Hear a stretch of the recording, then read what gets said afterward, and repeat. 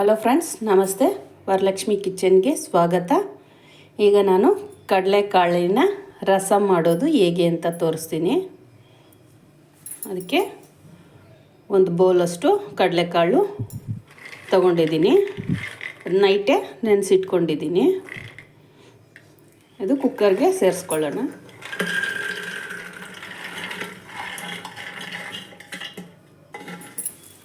ಇದಕ್ಕೆ ಸ್ವಲ್ಪ ನೀರು ಸೇರಿಸ್ಕೊಳ್ಳೋಣ ಬೇಯೋಕ್ಕೆ. ನಮಗೆ ರಸಮ್ ಎಷ್ಟು ಬೇಕೋ ಅಷ್ಟೇ ನೀರು ಸೇರಿಸ್ಕೋಬೇಕು.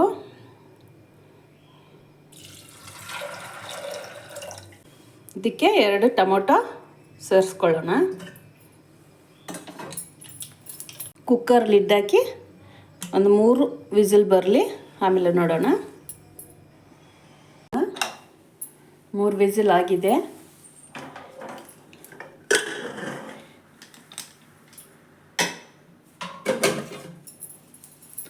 ಈಗ ಟೊಮೊಟೊ ತೆಗೆದುಬಿಡೋಣ.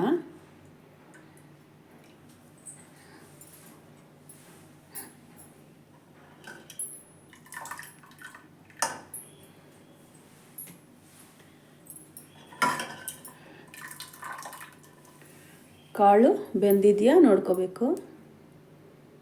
ಬೆಂದಿದೆ. ಈಗ ಬಗ್ಸ್ಬಿಡೋಣ ನೀರನ್ನ.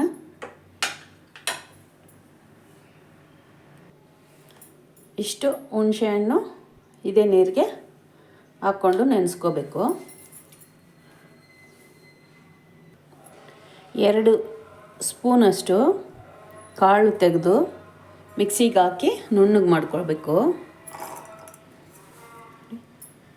ನುಣ್ಣಗೆ ಮಾಡಿಕೊಂಡು ಈ ನೀರಲ್ಲಿ ಸೇರಿಸ್ಕೊಳ್ಳೋಣ. ನೋಡಿ, ಈ ಥರ ಪುಡಿ ಮಾಡಿಕೊಂಡು ಈ ರಸಮ್ ನೀರಿಗೆ ಸೇರಿಸ್ಕೋಬೇಕು.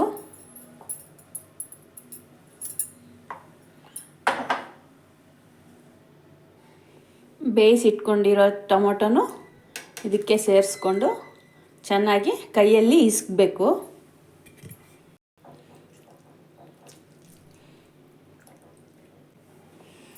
ಈಗ ಈ ಚಿಪ್ಪೆ ಎಲ್ಲ ತೆಗೆದು ಬಿಡೋಣ.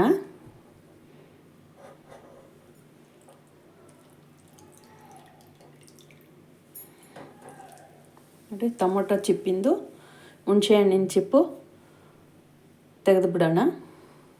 ಇವಾಗ ಈ ನೀರಿಗೆ 1/4 ಸ್ಪೂನು ಅರಿಶಿನ, 1 ಸ್ಪೂನು ಜೀರಿಗೆ ಪೌಡ್ರು, 1/4 ಸ್ಪೂನಷ್ಟು ಪೆಪ್ಪರ್ ಪೌಡ್ರು, ಸ್ವಲ್ಪ ಇಂಗು,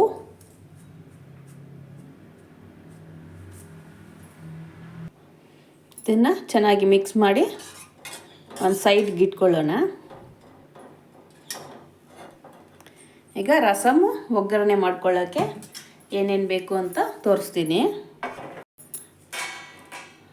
4 ಒಣಮೆಣಸಿನ್ಕಾಯಿ, ಬೆಳ್ಳುಳ್ಳಿ 1 ಇಡೀ ಕರಿಬೇವು ಸೊಪ್ಪು, ಸ್ವಲ್ಪ ಕೊತ್ತಂಬರಿ, ಬೆಳ್ಳುಳ್ಳಿ ಚೆನ್ನಾಗಿ ಜಜ್ಕೊಂಡಿದ್ದೀನಿ ಚಿಪ್ಪೆ ಸಮೇತ. ಈಗ ಒಗ್ಗರಣೆ ಹಾಕ್ಕೊಳ್ಳೋಣ. ಈಗ ಸ್ವಲ್ಪ ಎಣ್ಣೆ.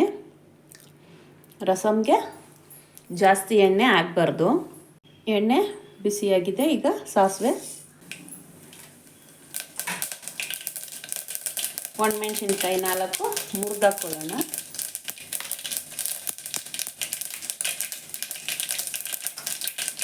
ಈಗ ಜಜ್ಜಿಟ್ಕೊಂಡಿರೋ ಬೆಳ್ಳುಳ್ಳಿ, ಕರಿಬೇವು ಸೊಪ್ಪು,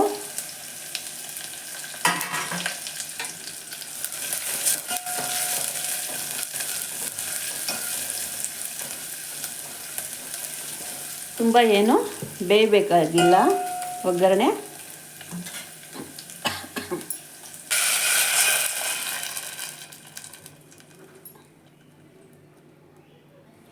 ರುಚಿಗೆ ತಕ್ಕಷ್ಟು ಉಪ್ಪು, ಕೊತ್ತಂಬರಿ ಸೊಪ್ಪು ಹಾಗೆ ಈ ಥರ ಕಿತ್ತಾಕ್ಕೋಬೇಕು. ರಸಮ್ಮು ನೊರೆ ಬಂದರೆ ಸಾಕು. ಈ ಥರ ನೊರೆ ಬಂದಿದೆ ನೋಡಿ, ಈ ಥರ ಬಂದರೆ ಸಾಕು. ಗ್ಯಾಸ್ ಆಫ್ ಮಾಡಿಬಿಡೋಣ. ಕಡಲೆಕಾಳಿನ ರಸಮ್ ರೆಡಿ.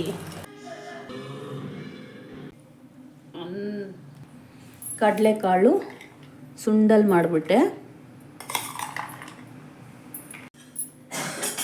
ರಸಮು ಹೇಗಿದೆ ಅಂತ ಟೇಸ್ಟ್ ನೋಡೋಣ.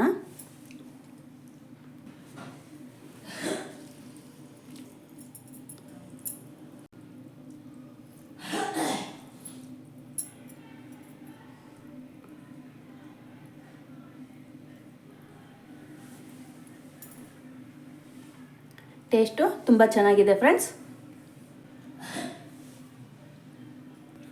ಸುಂಡಲ್ಲು ಟೇಸ್ಟ್ ನೋಡೋಣ ಈಗ.